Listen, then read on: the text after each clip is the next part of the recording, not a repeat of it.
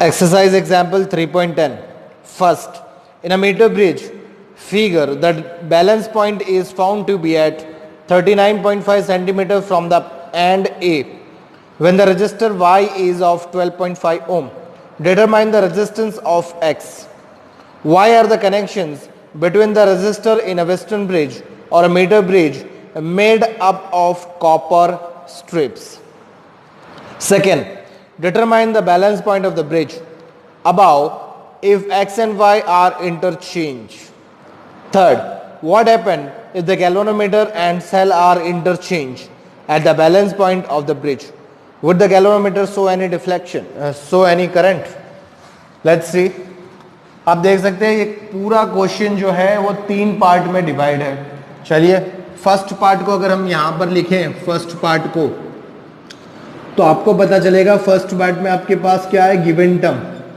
देखिए आपको दिया है बैलेंस पॉइंट फ्रॉम लेंथ दी है फ्रॉम एंड ए, कितना दिया है, इट इज 39.5 सेंटीमीटर. ठीक है, ये लेंथ आपको पता है. और इन दोनों में से y का रेजिस्टेंस आपको दिया है 12.5 ओम. क्लियर. आपसे पूछा है what is the resistance for x. चलिए तो what is the resistance for x find करना है हमें फर्स्ट केस में.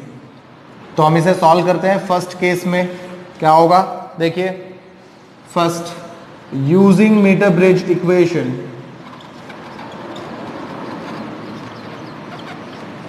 Using meter bridge equation which is S is equal to, क्या होगा equation, 100 minus L by L into R.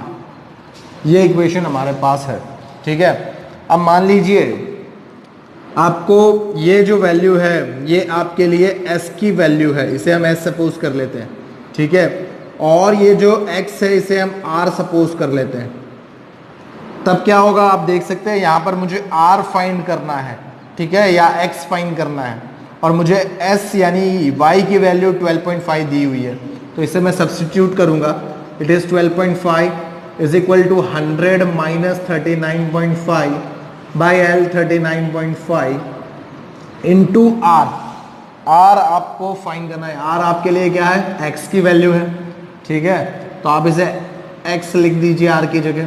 तो X क्या हो जाएगा, X इज इक्वल टू, देखिए यहां पर क्या होगा, it is 12.5 multiply by 39.5 by 100 minus 39.5.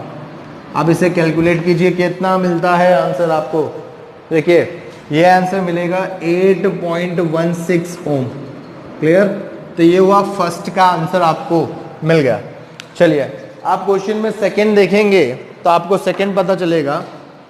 नहीं, फर्स्ट के अंदर आपको ये और पूछा है why we are using copper strips. Copper strips हम लोग यहाँ पे क्यों यूज करते हैं. देखिए आप देख सकते हैं इस इक्वेशन में कहीं पर भी रेजिस्टेंस ऑफ कॉपर ऐड नहीं हुआ है. राइट. तो हम इसका एक्सक्यूज यहाँ पे लिख देते हैं वी आर, और सिंपली लिखते हैं copper strips are used, copper strips are used to minimize the resistance of circuit,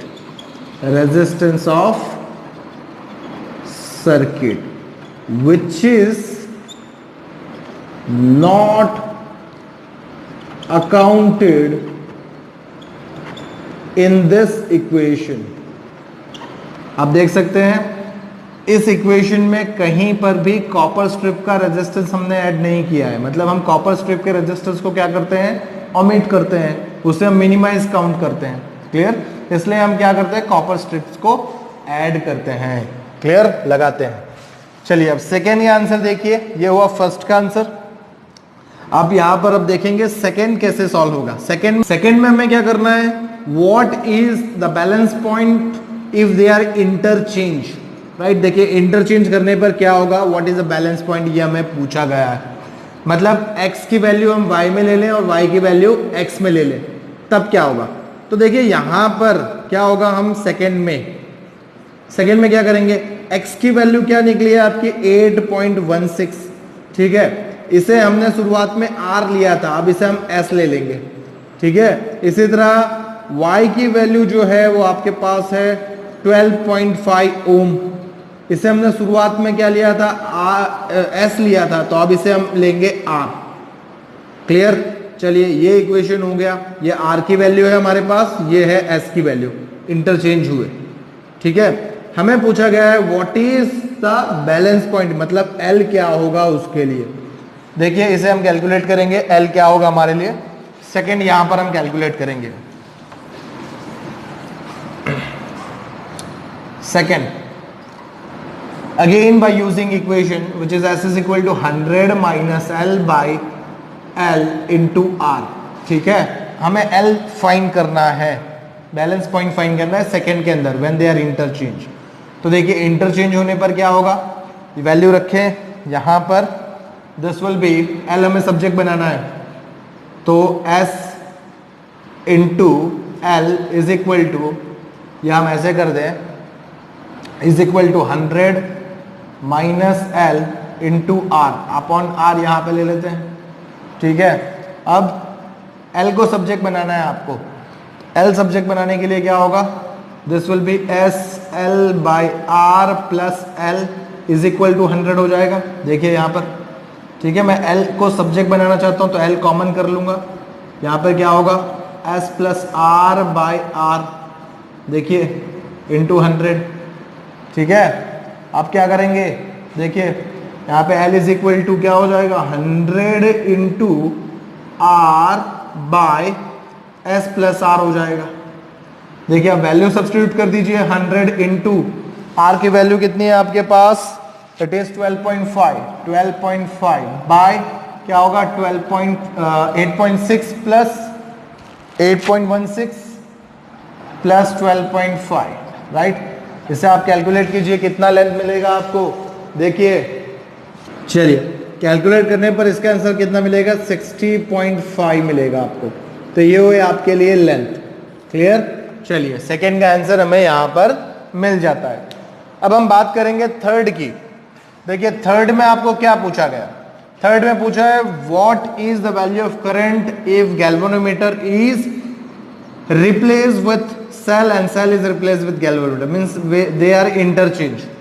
अगर हम गैल्वेनोमीटर को सेल की जगह लगा दें और सेल को गैल्वेनोमीटर की जगह लगा दें तो क्या करंट में कोई चेंज आएगा? तो देखिए आपको एक बात पता है, नल पॉइंट में क्या होता है, नो करंट होता है।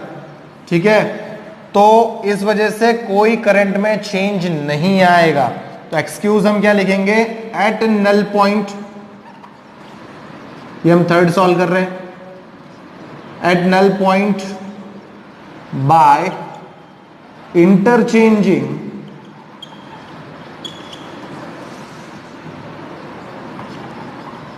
galvanometer with cell,